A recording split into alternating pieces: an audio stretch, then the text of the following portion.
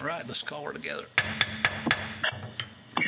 And good evening and welcome to the City Council meeting for the City of Lenoir for Tuesday, May 19th, 2020. We welcome you here this evening. We are again operating with part of the council and some of our staff here with us at the council chambers and some that are on the Zoom meeting with us. Before we get started, let's do a roll call of those who are in attendance with us tonight. Here in the room, we have Councilmember Willis, Councilmember Perdue, myself, the mayor, Councilmember Stevens, and Councilmember Perkins are here. City Manager Hildebrand and our Communications Director Joshua Harris are here with us this evening. And we welcome Kara from the News Topic with us also. Thank you for being here. And the illustrious Rick Oxford just walked in the room from the Western Piedmont. This meeting is being recorded. Thank you. Since Rick's here. Rick's here. Okay, so I would like to have a roll call of those that are joining us on the Zoom virtual. Our council members first, please, if you will. Councilmember Thomas is here. She's here. Present. Okay. Councilmember Beal, you're here. And Councilmember Presswood? Here. Okay. All three of our council members are here. If you want to do the department heads, go ahead. We'll do our department heads, if you would. Just let us know who's here so we can record that, please.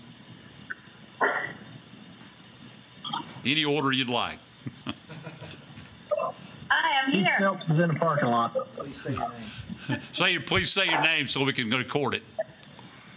Radford's here. Okay. Kaylin. Jared Ross, Public Works. Kaylin's here. Jared's here. Thank you. Donna Bain. Chief here. Donna's here. Thank you. Chief Hare's here. Jenny Wheelock, Planning. Thank you, Jenny. Kizzy Story, Recreation. Thanks, Kenny. TJ. Our city attorney, TJ. Radford Thomas, Utilities. Yeah, I'm here. TJ's here. What about Chief Phelps? I'm here. Chief Phelps is here. Okay. Anyone else we didn't get? Okay. Thank you all. Thank you for being with us on the virtual Zoom world that we're in right now. We appreciate that very much. As we go to our time of prayer, our moment of silence, and our Pledge of Allegiance, please keep in mind those who continue to fight for us during this pandemic time. We're going through our frontline workers, doctors, nurses, our hospital administrators, our EMS, our testing workers who are doing the test out there, our police and fire and sheriff's office, and our nonprofits, and so many more who are all every day trying to help take care of us and continue this struggling time that we're going through. We appreciate all that you do and what you're doing. Would like to say a special thanks before we go to this time to our fire department. I know you had 2 industry fires that you battled over the last week and a half, 2 weeks. We appreciate your hard work on that. And I know you've saved a lot of property, and so we don't think we had anyone hurt in those processes, and we are certainly proud of that, and thank you for your work.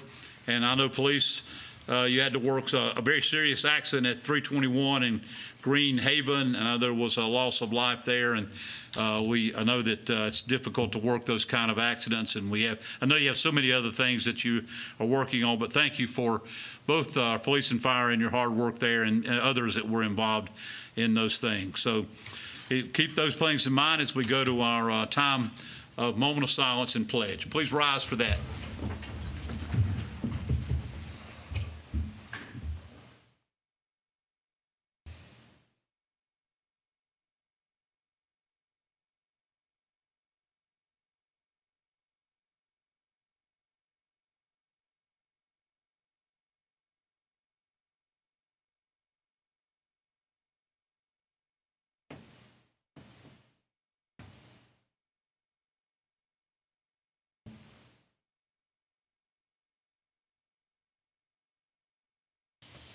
Thank you. We salute the flag. I pledge allegiance to the flag of the United States of America and to the republic for which it stands, one nation, under God, indivisible, with liberty and justice for all. Thank you. As we go now, would like to mention a couple of things that have been going on. We'd like to congratulate our finance department and Donna Bean and all of our staff for another year of the Certificate of Excellence for Financial Reporting. We appreciate your hard work on that, and thank you. I don't know how many years in a row. 29. It's 29 years in a row. That's a great record. So thank you for that and your hard work on that, Donna, and all your staff for putting that together, and Scott, of course, our city manager. We appreciate all your work on that. Would like to say a special birthday wish, and you may have seen it in the paper, to Sylvia Green. Sylvia turned 85 years old this past week and celebrated a drive-by salute birthday at her home there on Findlay Avenue, and a nice crowd turned out for that. And henceforth we'll call her Queen Green. We given her a name of that, but it was an honor. I got to be a part of that, and I enjoyed. Sylvia has been a great part of our city, and so many things that she's worked on. We have her art center up at the Martin Luther King Center we dedicated several years ago to her, but she's just a delight to work with in our community, and we thank her and wish her well for 85 years. And lastly, a special group of ladies in our community that they're part of the Service League, Java Jewels, the Neighborhood Friends, they call it, for the last few weeks have done cookies and brownies and so many things for all of our community involvement, the hospital, city hall, police and fire, and so many other things that they have taken to. And now they are doing cards to all of our nurse care facilities and sending out cards to all of those people, you know, who just aren't getting a lot of things right now. They don't get to be out, and there's probably no visitors. They're able to go in, so we hope they hope these cards bring them a special feeling that they've enjoyed doing, and I know they're sending them to all of the care facilities in our region. So our hats off to them and thank them for what they're doing for that. So a lot of good things happening in our community, a lot of feel-good things going on right now, so we appreciate all of that. So we'll move on then to our meeting as scheduled. The first is a matter scheduled for public hearing this evening. This is a hearing we'll hear to consider a rezoning request for a vacant lot located at the end of Melview Place, North Carolina, PIN number 273-869-3845, to change the zoning from I-1 light industrial to RR rural residential in order for the applicant to build a single-family residence. The recommendation from staff is approval based on the following consistency statement. The proposed zoning map amendment is consistent with the adopted comprehensive plan because it facilitates low-density residential construction in the ETJ, consistent with the policy concepts found in the plan. The proposed amendment is reasonable and in the public interest because it will preserve the rural character of the ETJ and prevent future intense uses in a low-density area. And the Planning Board and our city staff have recommended approval on that. So I will open the public hearing. If there's any comments from anyone that's on the Zoom list with us, and our Planning Director, Jenny Wheelock, if you would please, we'd like to hear from you at this time. Sure. All right. You all should have gotten the staff report in your packet. I do believe the applicant is calling in remotely so she can answer any questions that you guys have. But basically, this came up during a subdivision.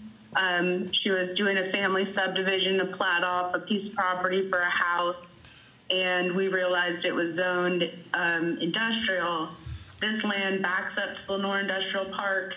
I believe that all of that before it was developed was all owned by her family, and so this is just like a little remnant piece that is outside of the city. They don't intend on ever connecting it to that industrial park.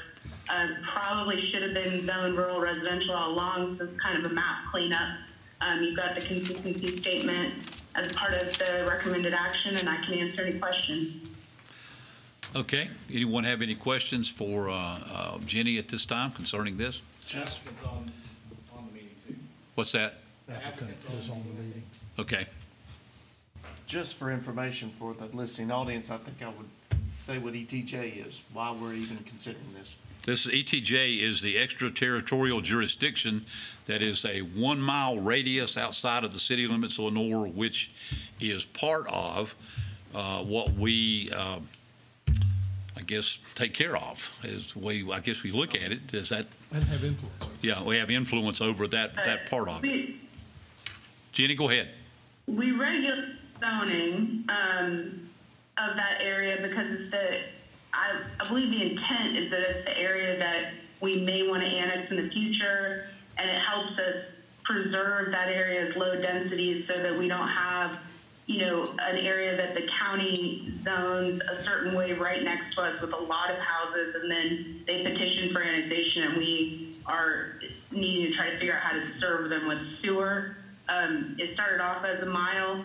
It's not a mile anymore because those properties have been annexed in and we haven't expanded, the ETJ. But, yep, extraterritorial jurisdiction, and this applicant doesn't have any intentions on annexing this property. Okay. I Thank you. think that's good information. It is, and thank you for pointing that out, Councilmember Stevens, on that. So, the applicant, as you said, was on the line. If they would like to, please, if you have anything to address the council with, that would be fine at this time. We are in the public hearing.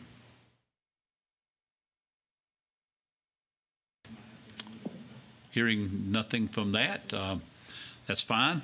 So, if anything else to come, They're here. okay. Is it that 1423?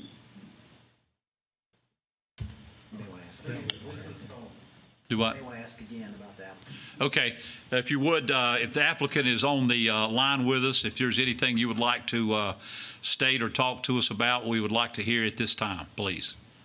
Alyssa, is that her name? Alyssa? Yes, I'm here. Okay, please go ahead. If there's anything you'd like to tell us, or we can open it up for any questions council might have, but if you'd like to go ahead and say anything you would like, we'd appreciate that. I don't have anything to add. If you guys have any questions, I'd be happy to answer them. Okay. Council, anyone? Okay, thank you very much. We appreciate that you are considering this, doing this rezoning. So and I wish you the best with it if everything works out. So hope it goes well. Thank you. Thank you for that. If nothing else to come comments for us, I will close the public hearing part and turn it over to council for any. That's right. We can't vote on it tonight because all the council is not present. We will have to, do we keep the public hearing open, or do we close the public hearing? Close the public hearing. Close the public hearing, okay. And then we will, Decision till 1 week from. we'll at 8:30. change it and have this decision made 1 week from today in our committee, the whole meeting, next Tuesday morning at 8:30. So that will, and all the council will be present at that time, so. They don't have to be. Mr. Mayor? Yes, sir. Hey, this is TJ Rohr. I just wanted to mention, the public may want to know why we can't take action for a week. Do you mind if I explain that real quick? Please do. Thank you, and I'm glad you brought that up. Go ahead. The legislature in Raleigh passed, let's see, the name of the bill is the Act to Provide Aid to North Carolinians in Response to the Coronavirus Disease 2019. There was some question, although most folks were pretty confident, there was some question as to whether city councils and county governments could have remote meetings at all. So they passed a bill that said you can. But one of the requirements, they said, is there's a section on public hearings. And it says a public body may conduct any public hearing required or authorized by law during a remote meeting and take action thereon, which so far sounds good, provided the public body allows for written comments on the subject of the public hearing to be submitted between publication of any required notice and 24 hours after the public hearing. So there's 24 hours for the public if they want to submit any written comments they may have, and then if any are submitted, the council would take that up for consideration next week when you table this to the committee of the whole meeting. Okay. Question? It's 24 hours after we've closed the public comment? Yes. Okay, so it's just like another, it's like a buffer zone. Yeah. Right. So, yes, it is. Is that right? Right. Okay. Okay, got it. Yeah, it says written comments on the subject of the public hearing to be submitted between publication of any required notice, so that's whenever there was notice published about this public hearing happening, and 24 hours after the public hearing. Okay. So if you close the public hearing tonight, well, let's see. Yeah, okay. So people would have 24 hours from when you close the public hearing now to make written comments. If you table it to the committee of the whole, obviously that'll be a week later. And then any written comments that have been submitted, if any, you folks would need to take a look at that before you voted next Tuesday. Okay. Okay. That's due to the fact we have folks participating. We did when we noticed this, what we do mailed notice and published notice, we put in the mailed notice that written comments could be submitted. We haven't received any written comments as of tonight. So I guess we've got 24 more hours that we would take those written comments. If someone wants to submit written comments, they probably should submit them to City Hall, the Dropbox at City Hall, They can do or my email. They can do electronically too, but it's because we have folks participating remotely. It's not required. If we had no one participating remotely, we could vote tonight. It's only because of the It's remote only meeting. because we have folks Okay. participating remotely. So. It's because of the remote participation into the meeting, but they can do either drop it off at City Hall through the Dropbox in the front, or submit it electronically to your email would be fine, Jenny. If you want to, probably motion to table, Mr. Yeah, do we want to You say want what me that to- email address is? State that for the record. Right. What's that? Say Sorry, I that. didn't hear that. It's We should say what the appropriate email address is, so if the public hears it and wants to submit it, they know where to send it to. Okay. Okay. It's J Wheelock, WHEELOCK at Lenoir-NC.gov. And my email is also on the homepage for the planning department on the city's website. Okay. Thank you for that. and you may want a motion to table. Thanks. Yeah. So I'll make a motion, we table the rezoning efforts till the committee of the whole meeting. Okay, we did close the public hearing.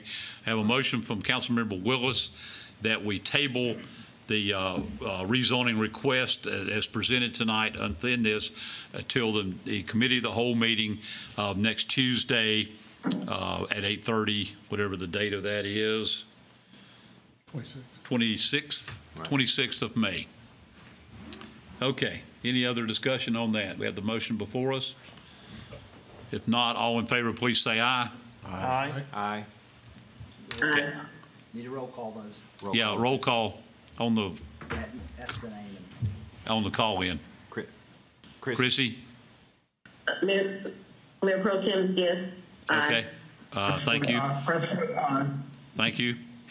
John? aye. Okay, thank you. Okay, that is unanimous then. Thank you very much. We appreciate that. We will take this up, resume this next Tuesday. Thank you. All right, we'll move on our agenda then to consent agenda items tonight, consisting of minutes of the City Council meeting of Monday, May the 4th, 2020, as submitted. And item B is a closeout. This is for the 2017 PARTIF grant. That's the capital project budget ordinance for the approval of the 2017 closeout ordinance in the amount of $426,817.93 to close out the 2017 Parks and Recreation Trust Fund grant. That's PARTIF for the Optimus/Mulberry Park project. This project was under budget, $382.07. How about that? Wow, good job. That's great. Give Kenny some. Way to go, Kenny. You did well. Yeah. All right, so any discussion on the consent agenda items and/or motion, please? Make a motion to accept the agenda items A and B. Okay, a motion from Councilmember Stevens to accept the consent agenda items A and B as presented. All those in favor, please say aye. Aye. Roll call, please, from the council members. Aye, Mayor Pro Tem Thomas. Aye from Councilmember Presswood. And aye from Councilmember Beal. Correct? Okay, thank you. Thank you. Okay, that stands unanimous. All right, next will be requests and petitions of any citizens, and we have no one with us tonight. We have Kara from the news topic. Kara, you have any requests from any? Thank you. All right, we'll move on then to reports of boards and our commissions. Tonight we have the illustrious Rick Oxford, our plant administrator from the Western Piedmont Council of Governments, will hold the second of two public meetings to receive public comments regarding the proposed FY 2020 action plan of the City of Lenoir and the FY 2020-2024 Uniform Home Consortium as part of the 5-year consolidated plan.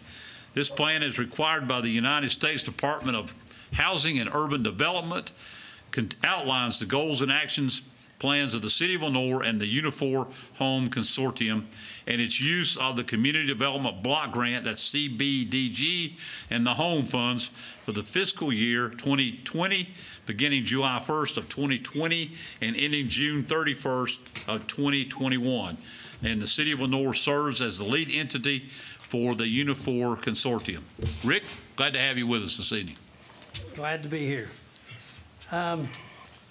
Well, I was talking to the people at HUD, and they were talking about there's all these rules and changes and stuff happening, and they described it that they're building the plane while flying the plane. So I'm going to try to keep the plane going tonight, okay? So it looks like the first thing we're doing is a public comment to the consolidated plan and action plan. When I discuss it with you, I talk about the CDBG and I talk about the home. But the way HUD looks at it, it's just one big consolidated plan, one big action plan. So with that, let me go straight to. That might reach all the way over there. Everybody hearing everything okay? TJ in the chat said he could barely hear him. I'm just moving the phone closer to Rick. Okay. There's a lot This doesn't work. Well, that works, but this is the. this That's is what, so better. everybody online can. Okay. Mr. Rohr, are you hearing better? I can talk louder. Thank you. Okay. That's better. That better, okay.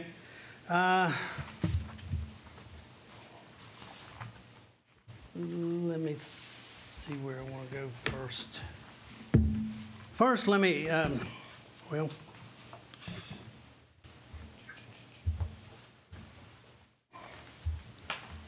I'm not sure my order is going to follow exactly what's in the agenda, but I'll try.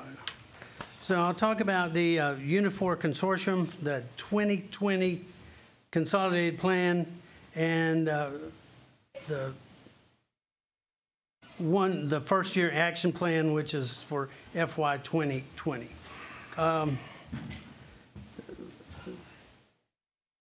City will be budgeted or funded for the Uniform Consortium Home Program $1,145,874. We're anticipating $350,000 in program income.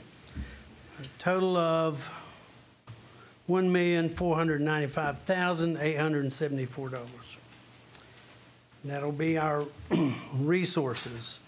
And with that, we propose to undertake a 4-county down payment assistance program and budget $425,000 for the regional down payment assistance program, which has been modified or in the process of, it's been being modified since the first of the year at the advice and recommendation of HUD.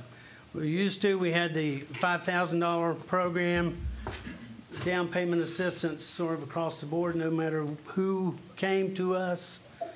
They didn't like that. They wanted us to modify it, so we've adjusted to up to 20% of the purchase price. So we've tightened the who qualifies according to their debt to income ratios and their credit scores, and So we've sort of tightened that to make sure they are more successful. They will be getting more money. We will be doing less, but our numbers have sort of been coming down a little bit with the way the housing market is.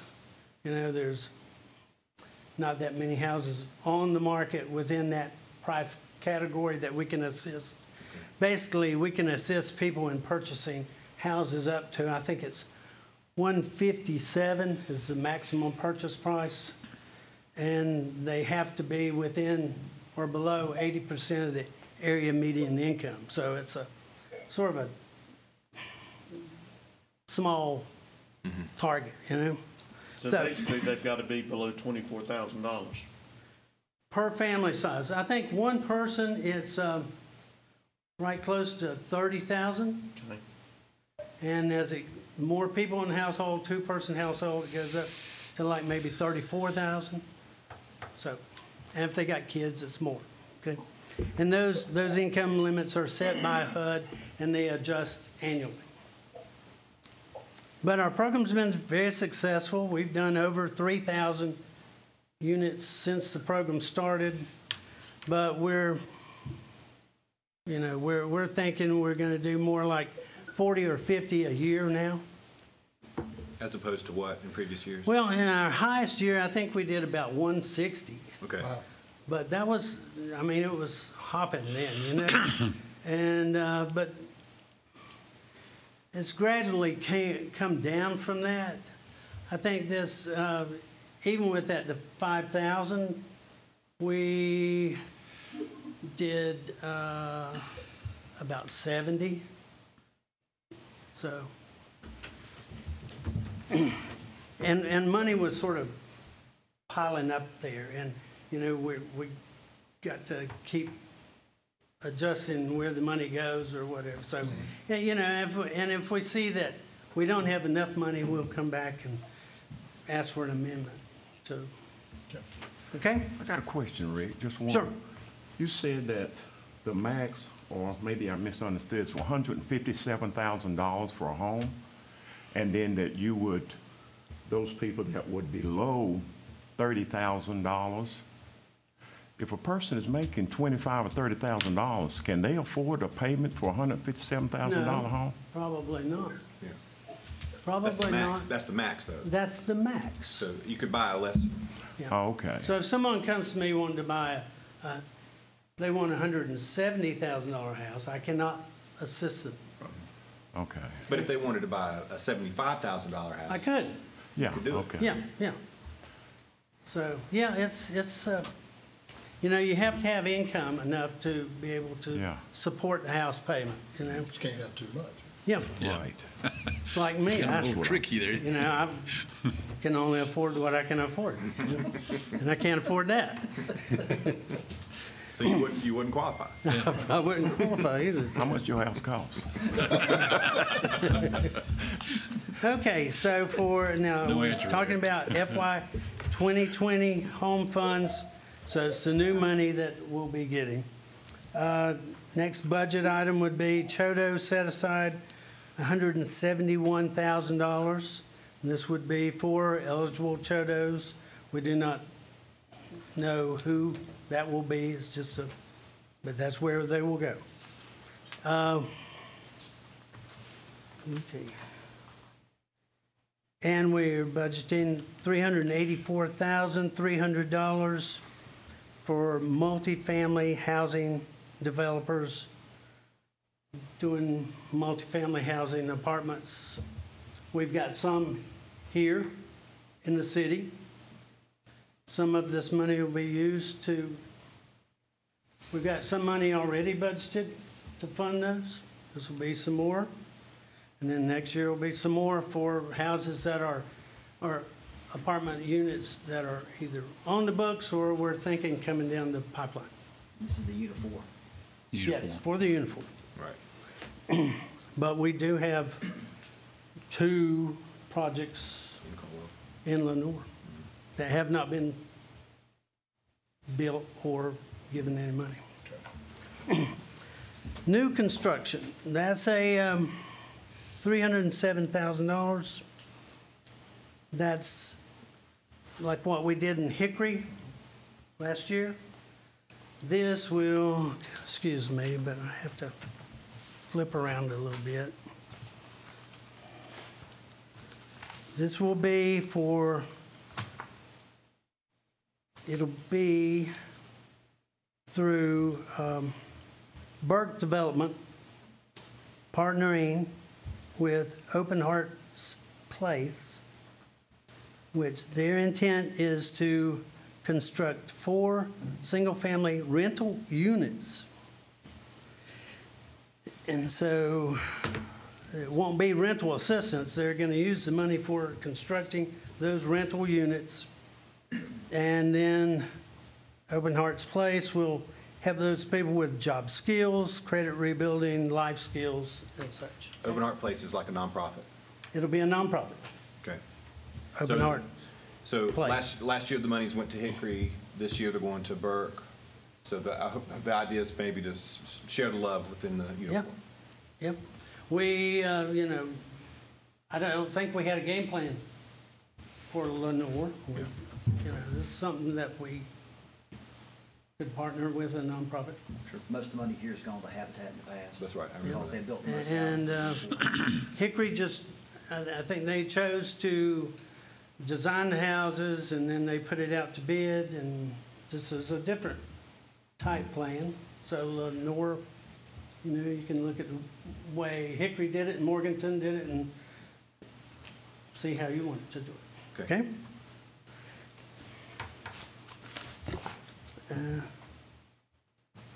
And tell me if I'm going too slow. You good? Okay, program income. Because we get program income, that's more money coming in, takes more effort to spend it and do the things we have to do. Would with that be it. like repayment of the loans? Repayment of loans from multifamily. When we loan to, you know, the multifamily developers, we're getting money back in. And as people sell their house, or, yeah, if they sell their house or refinance and they choose to pay us off, then that's money coming back in. So we're allowed to budget 10%. So that's what that is. And then there's program income. The city, typically the home program, can only use 10% for administration, whereas in CDBG you can use 20%. City's going to get some additional CDBG funds, the COVID funds, but they don't get no more CDBG admin funds. But on the home side, HUD says you can go up to, from 10%, for 2019 and 2020, you can go up to 25% admin. What we've done is put in a budget of 15%. So we've raised the admin 5%. Okay, for 19 and 20. That's the home program. Okay, I'll keep going.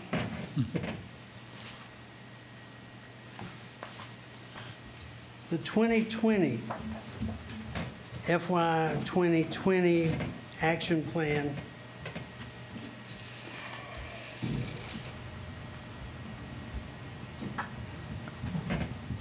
It's hot in there. It is hot in here.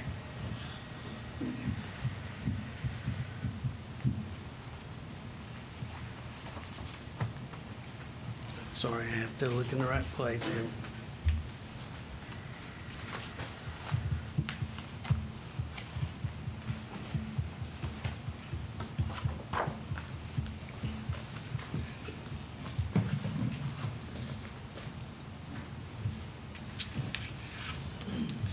Lot to keep up with. Okay. I got it. I'm getting it. 2020, CDBG, the city will receive $146,288 CDBG funds. With that, the city is proposing to use $117,000 for public facilities improvements at the old Lenoir High School. Right. 20% budget for admin, $29,257. Okay? That's 2020 CDBG. Okay? How am I doing? Okay, now I'm going to back up in time, okay? That's where I get confused. Back up before March. Okay, so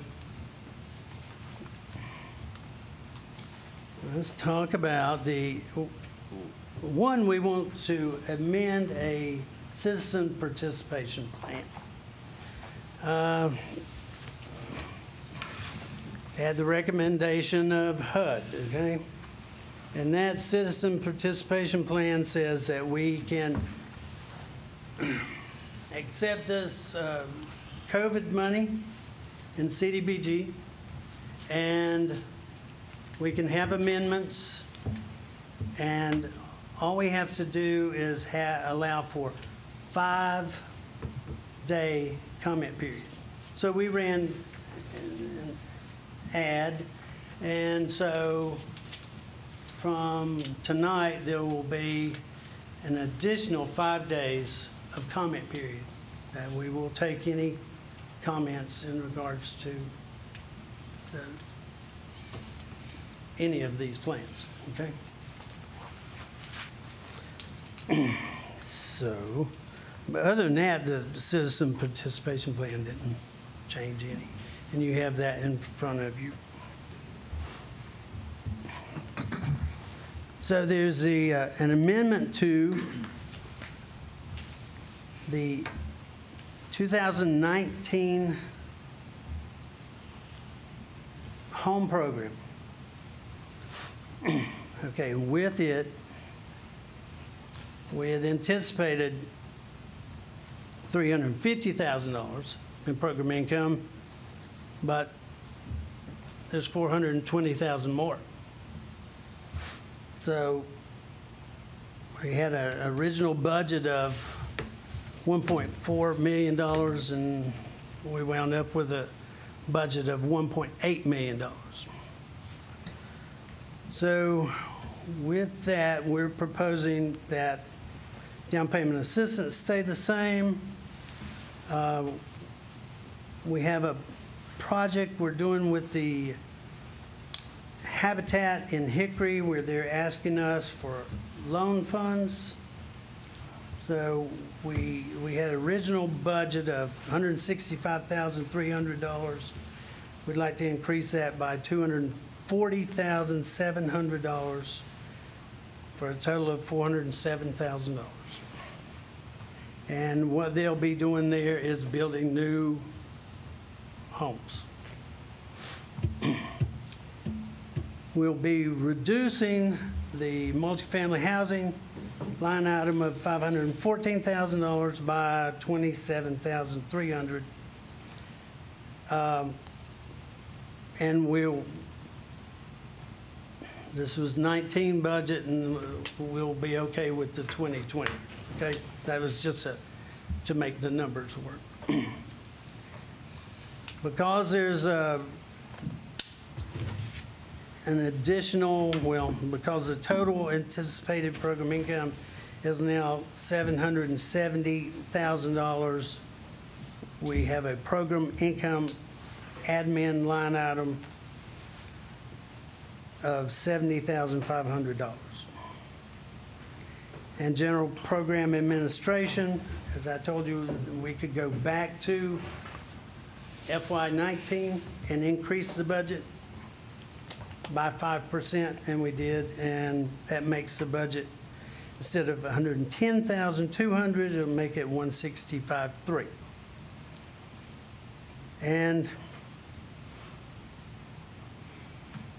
this is basically being, a lot of it's being done because of the COVID-19 and having to adjust, and because of no CDBG increase in admin. We still have to do all the same things that we ordinarily do with the COVID-19 money and with the program income money. And we could have requested 25%, but we only went to 15%. That's the 19. That's the Home 19 amendment.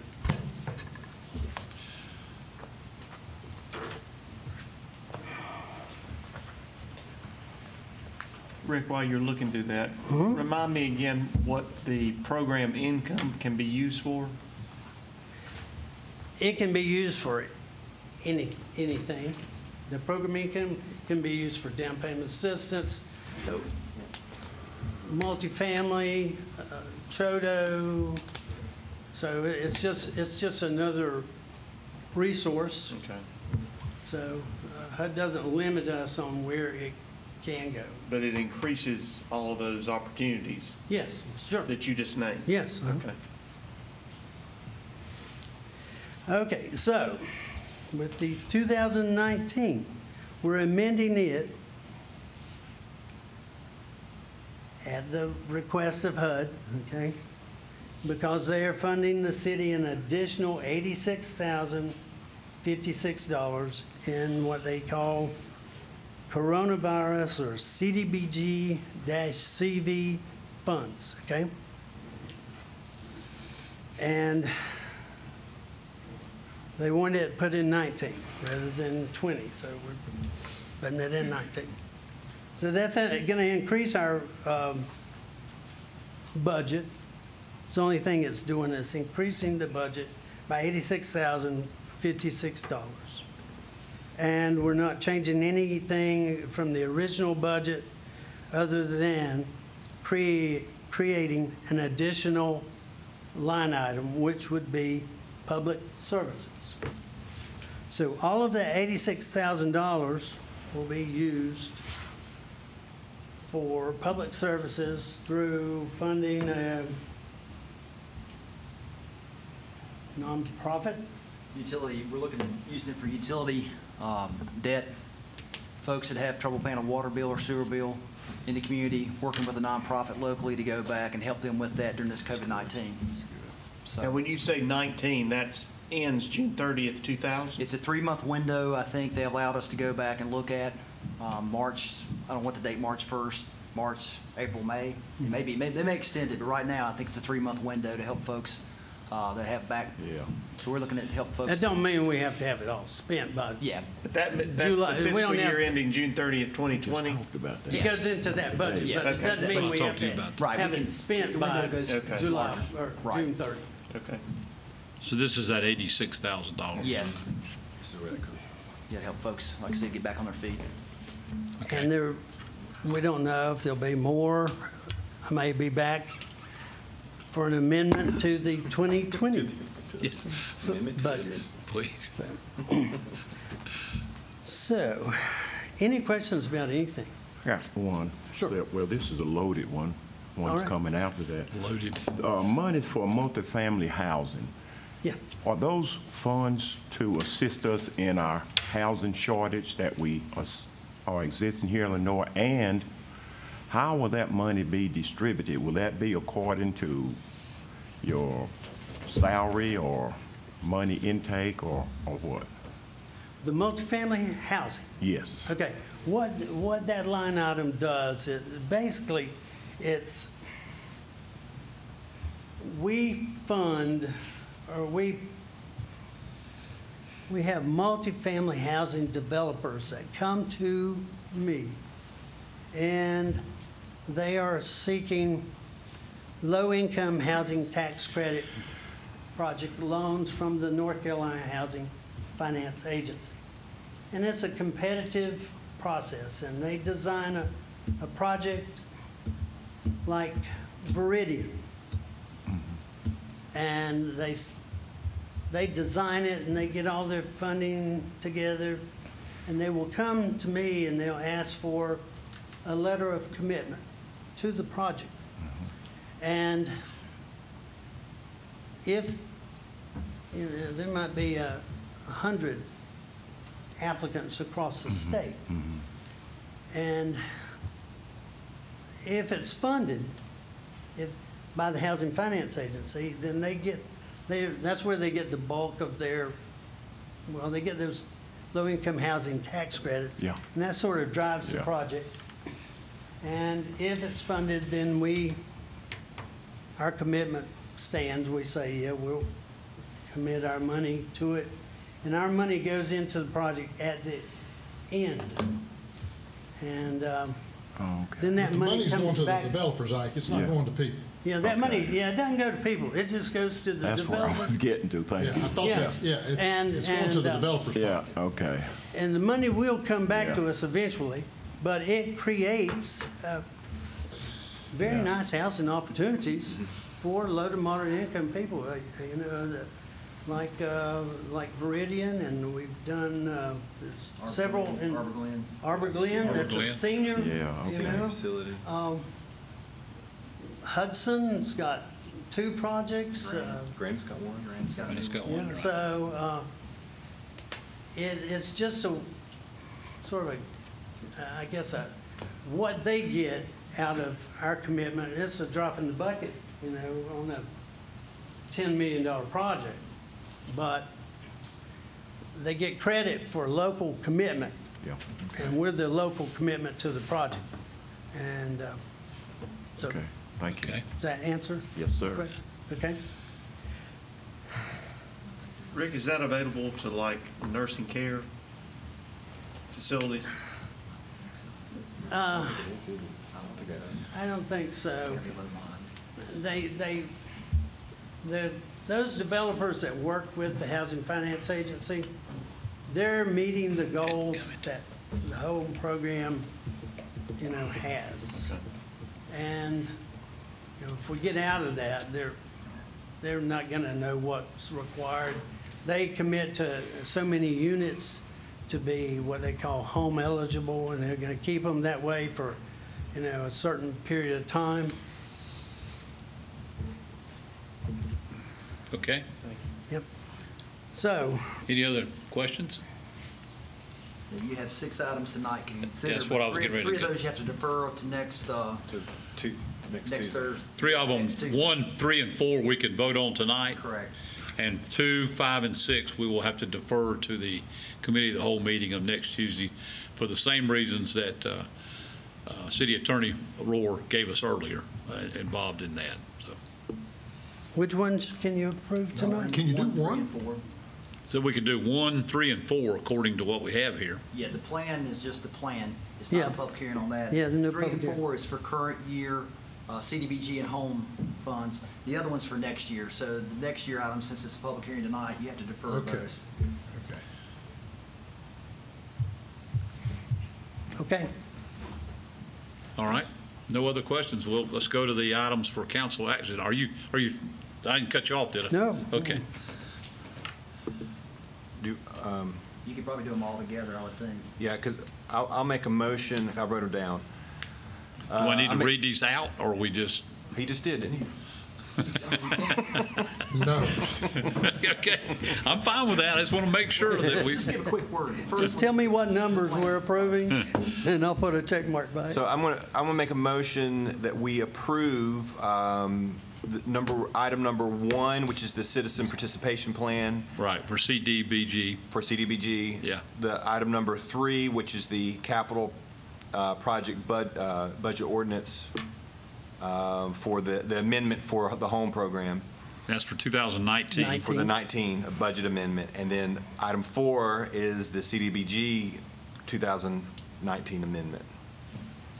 So make it, do I need to do one motion altogether, or do you want me to stop there? Well, you could, You can do them all. I can do them all?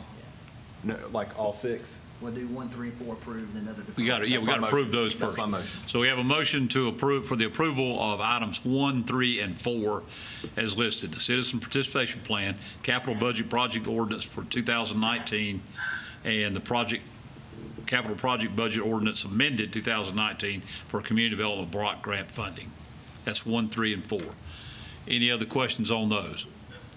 We have a motion from Councilmember Willis for approval of these 3. All in favor, please say aye. Aye.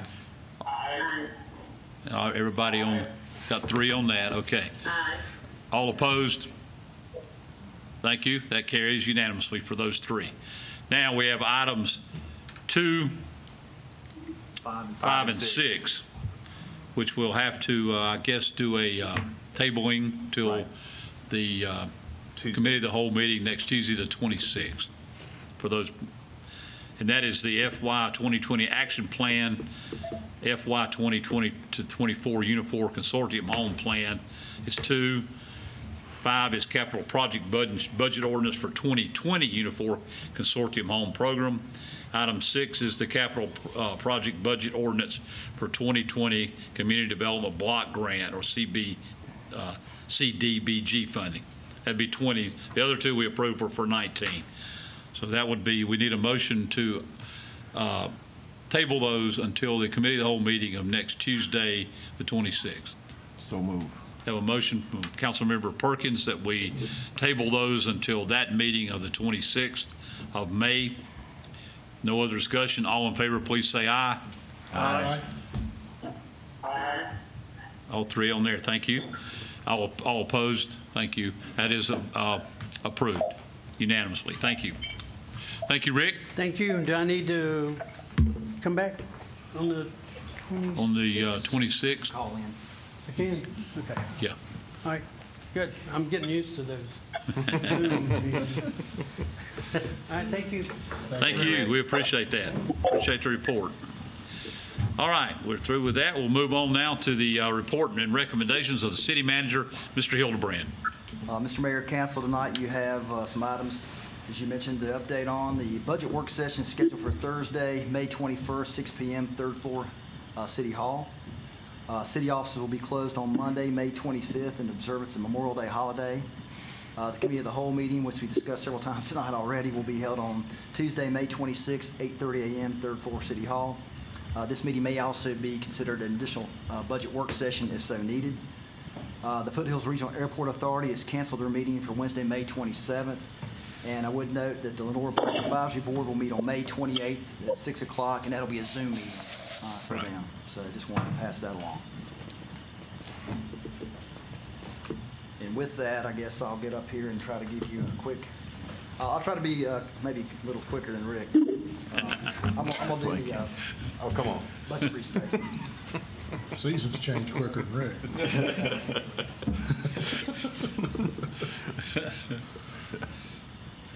Should just be able to hit the space bar or next to Okay.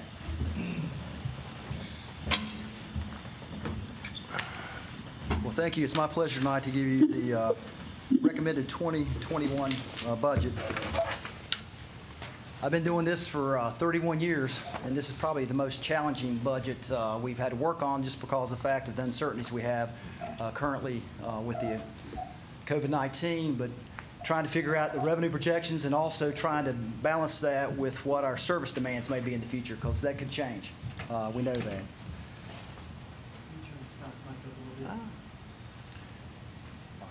And we can hear you, and can we mute everybody else? Yeah, can you, I think. Everyone, would you? Jonathan, could you mute yours, please? Yeah, mute yourself, stifle yourself. You are muted. But I think I needed that too. Okay, good. The Thank you. microphone. So I That's gotta, probably, that'll work then. let me see if I gotta unmute the microphone. They can't hear me, can they? Yeah, Okay. They'll hear that. Okay. Yeah, they should be. where is that?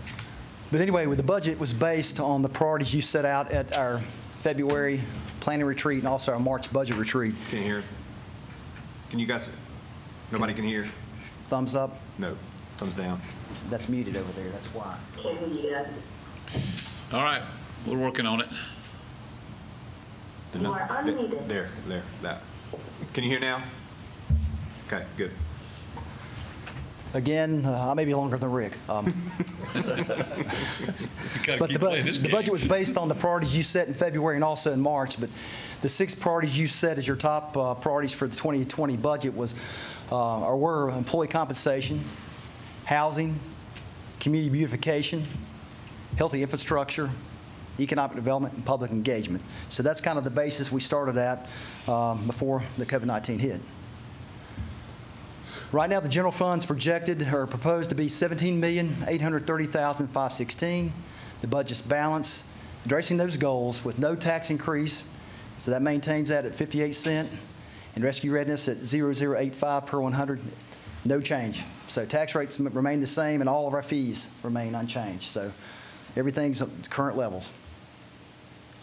Here's a chart showing that the majority of our expenses go to police, fire, public works, which you would anticipate with that, and then recreation, planning, finance, admin, legislative. The water wastewater fund total budget projected is $8,581,300. That's maintaining current rates, no changes in any fees there as well. So hold the line on all those costs. And here's a diagram showing the expenses there, and this, the water plant, the distribution system, wastewater collection, Lower Creek, pre-treatment, gunpowder, utility maintenance, and admin engineering there. The highlights of the budget, we think the numbers are realistic revenue projections. We've tried to be conservative where we could. We tried to address your #1 priority. The budget does include a 3% cost of living. However, for January 1st, but we'll go back and hold that money in reserve to see what the economy does. It also funds a 1.2% increase in the required local government retirement system contribution. Also, we experienced a 6% increase in premiums for health care coverage this year, maintaining the current plan levels. However, through some negotiations and action you took at one of our planning meetings, we've basically reduced it to 4% by doing something with the broker. So, but that's covered in the budget. Our property liability insurance went up a little bit, and workers' comp went down a little bit. So they're relatively flat in the budget, and that's covered. Another priority you had was street resurfacing. We've increased that to $390,000, but again, that's subject to PAL bill funding with the state, and we hear rumblings that may be cut, and we'll just have to go back and keep an eye on that. It also includes an additional $100,000 for roads and bridges. Currently, we budget $100,000 a year. This will be $200,000. That's included in the budget. Scott, if PAL bill goes away, what would be the reduction? PAL bill is about $550,000. I don't think it's going to go totally away. They're saying it could be a 25% or up. It depends on what happens with the state and if any of the federal money can be utilized to go back and fill gaps. And so we don't know that yet, but we're prepared. I think there's a lot of lobbying going on to try to stop it. As Rick mentioned previously, the proposed budget includes money for downtown through the CDBG program to help continue funding the improvements at the high school auditorium, the gym, and Matt Cook Stadium. And we own that facility. It's been sitting there underutilized for many, many years. And so we're going to put some money in that to hopefully go back and get that facility back into operation so we can use it as a city, but also for events and other things in the community. Fiduciary responsibility. The budget does appropriate $400,000 of fund balance. But we still maintain, even using $400,000, 48% fund balance, so we're still double the city's goal. And I think the previous years we've been working hard to go back and get that number up. It's coming in handy today and when we're experiencing these things. That's good management. So, sidewalks, greenways, trails, we increased funding by $50,000 to $125,000. Code enforcement, we increased that budget 49%, or $18,710. To support that, we're putting $34,710 toward building demolition, $20,000 toward nuisance removal, and $2,000 foreclosure expenses. So we basically doubled the budget, and I know that was a priority at the retreat you talked about. We need to go back, continue to go back and enforce a nuisance. Technology, we continue our IT upgrades, and we also go back and fund, continue to fund the advanced metering infrastructure for the water meters. Environmental, we fund year 2, the COG taking over our management of the stormwater program. This last year, we transitioned to them, and this funds the second year of that. It also fully implements the automated garbage collection funding for that. We fund EPA Brownfield and ARC grants again, and that's to do environmental assessments on the Brownfields program. Still got some to do there, kind of slowing down with the current economic situation, but still that. And then the ARC grant money, as you know, we're using for Virginia College Street, the property we own there, to get that debris cleaned up and get it in shape that we can go back and put that property back into use. We also continue to fund the biosolids project, the wastewater plant, and also the upcoming Smith Crossroads sewer project. And I think also the planning stages we've talked about, also the Finley Avenue water pressure, we kicked that off this year to go back and get that moving. Also funds all our debt obligations. Some of the highlights of the general fund capital we're looking to purchase: the patrol cars, 4, detective cars, 2 used, also ice machine in the police department, 3 quick response vehicles for the fire department to try to be more effective and efficient there. When you take a $500,000 truck to a scene that you can take 2 people, we'd rather go in a quick response vehicle, an SUV of some type, versus taking a big fire truck. Less likely to wreck it, you get there quicker and more fuel efficient. So looking to transition to that, and 3 vehicles there to go to each station. Also includes 4 self-contained breathing apparatus. We try to buy 4 a year over a period of time to keep those up to meet standards. 2 trucks in public works. Also building repairs at Fire Station 2, the apron there. Police Department, some ADA compliance issues there. And looking to put some money into the aquatic center. If you've been there recently, it's starting to show its age, so we need to go back and invest in some of the things going on there. Also, Parks and Recreation includes a mower for the Greenway. This is, it's got a fancy name for it, I don't know, but it does a lot of things. It will help cut the right-of-way back. Also has a brush for sweeping the Greenway after you get stuff on it, and it has all kind of attachments. But I think Morgan has one similar to this, and Kenny's picked this out. We do include a financing package of $365,000 for capital items. And again, we'll look at that as we go forward, but I think it's a good borrowing time where we need to for some of these items. Water sewer capital includes major pressure release valve vault.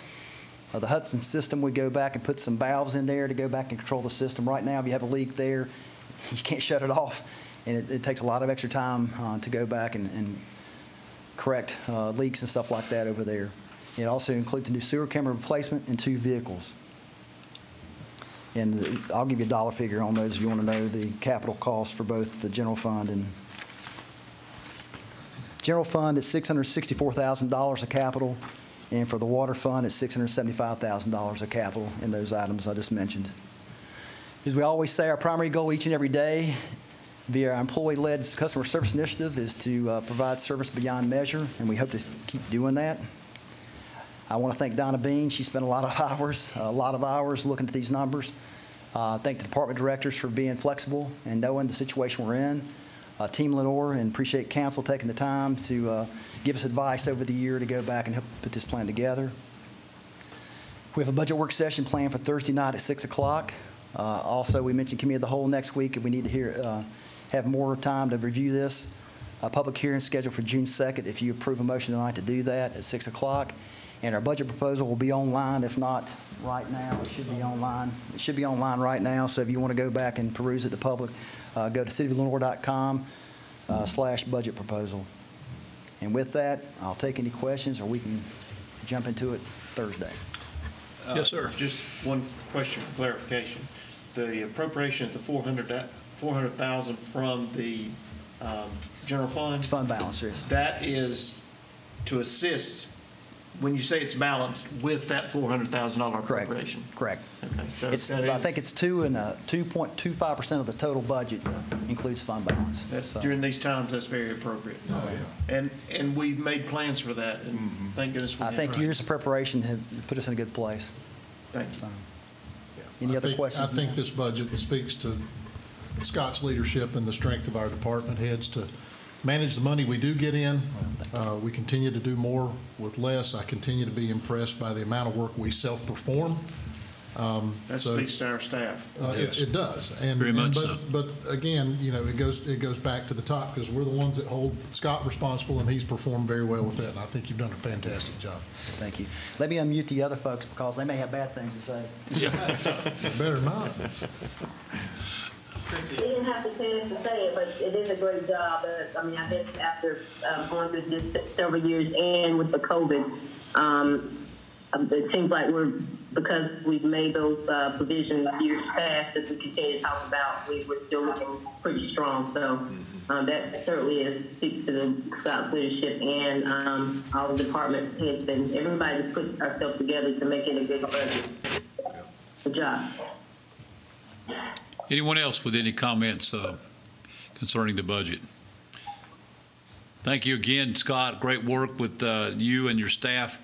Donna, thank you for the hard work of the financial department, as you always do, and all of our department heads for your great leadership in our city, for finding ways to conserve and make things work and build things within.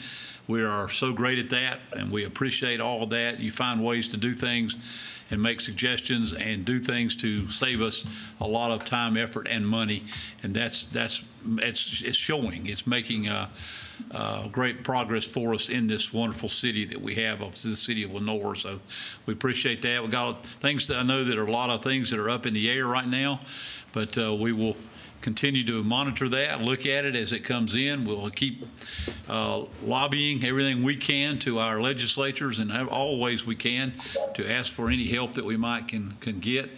Councilmember Perkins and I were talking on the phone today that obviously we hope to help citizens who need some help if they need things if they can't afford to pay things, and obviously we're going to hold back on and try to help them with different ways and look for ways to find ways to help. So we appreciate all the hard work that goes into this budget.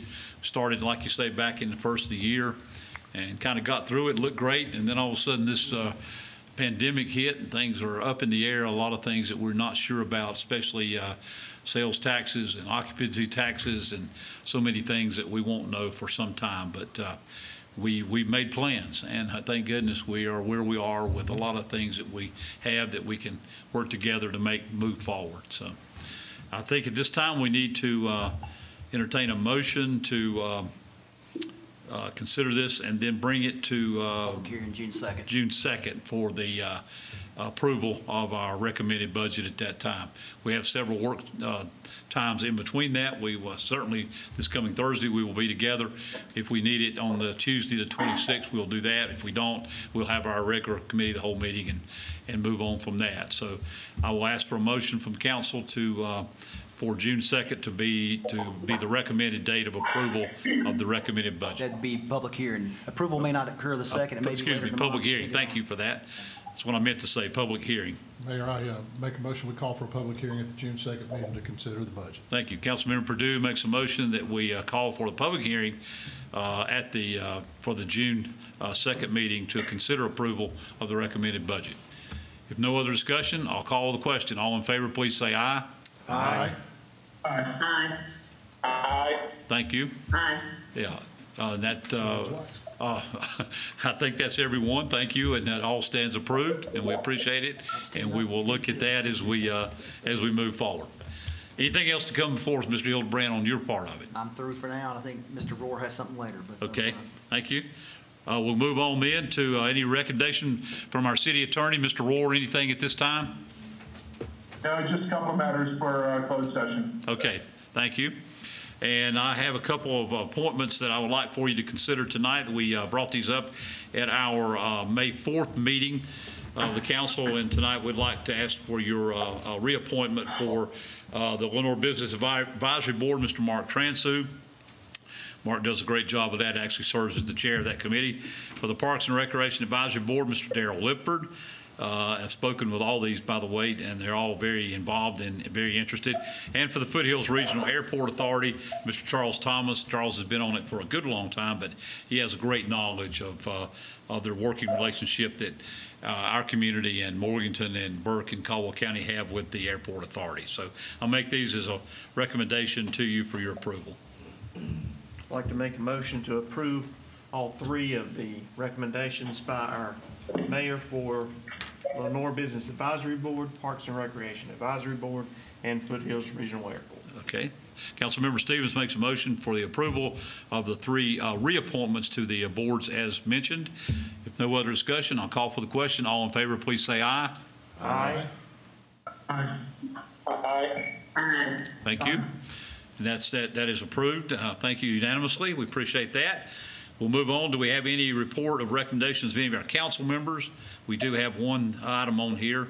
I will ask for if there's anything you'd like to say before we get to this alternate delegate situation. Mr., you want to bring that, or do you want me to do it? Okay. The North Carolina League of Municipalities City Vision was, of course, canceled in Wilmington back in May. We were not able to attend that, and now they are going to do a virtual summit meeting on one day, and that is May the 28th, Thursday, May 28th. Be an all-day meeting with the League of Municipalities to discuss its annual business meeting.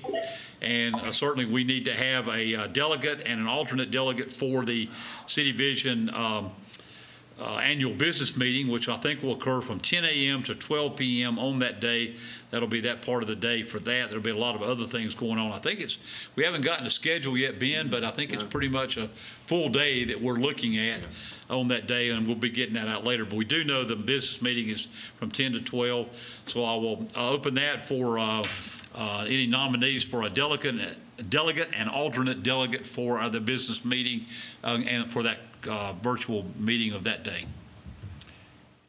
Anyone?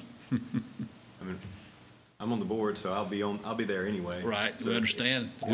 I will be there myself. I hope everyone else plans to try to So be. can we make a motion can I make a motion for Councilmember Willis to be one of the delegates since he's going to be there? That would be fine. Yeah, no, I'm not trying to nominate myself, but if anybody else is wants to be. No, that's great. We're glad for you to do it.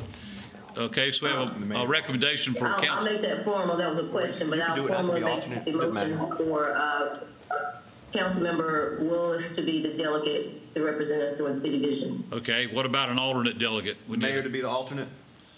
Chrissy? Yes, I'd like to make the recommendation for the mayor to be the alternate delegate since he's going to be there also. Okay.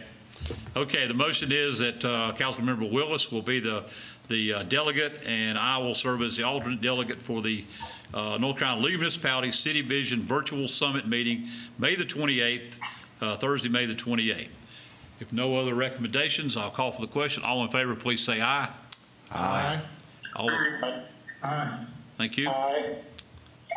And that sounds unanimous. We appreciate that. So we will do our best. I hope everyone can be a part on that day, be a part of it as much as you can. I know it'll be a long day on these Zoom meetings, and they're already driving us crazy now. So I know it'll be tough to have a longer meeting, but it is important business of the North Carolina League, and we need to do it. They have held it off, I'm sure, as long as they could, and are trying to go ahead and get some things that we need to move forward on at that time. So please try to be a part of that day. They'll let you know as soon as all that comes out. So anything else from any of our council members before we go into a closed session? Nothing else. Then we'll go into a closed session pursuant to North Carolina General Statutes 143-318.11, subsection A, subsection 3. We'll enter into this closed session tonight to consult with our city attorney at that time. So Make a motion, we go into closed session. we have a motion to go into closed session from Councilmember Stevens. Any other discussion? If not, all in favor, please say aye. Aye. Aye. Thank you. We are in closed session.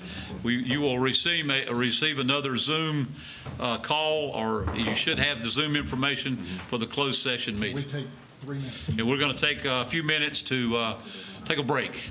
Yes, sir. No public action. No. Thank you. Thank you, Joshua.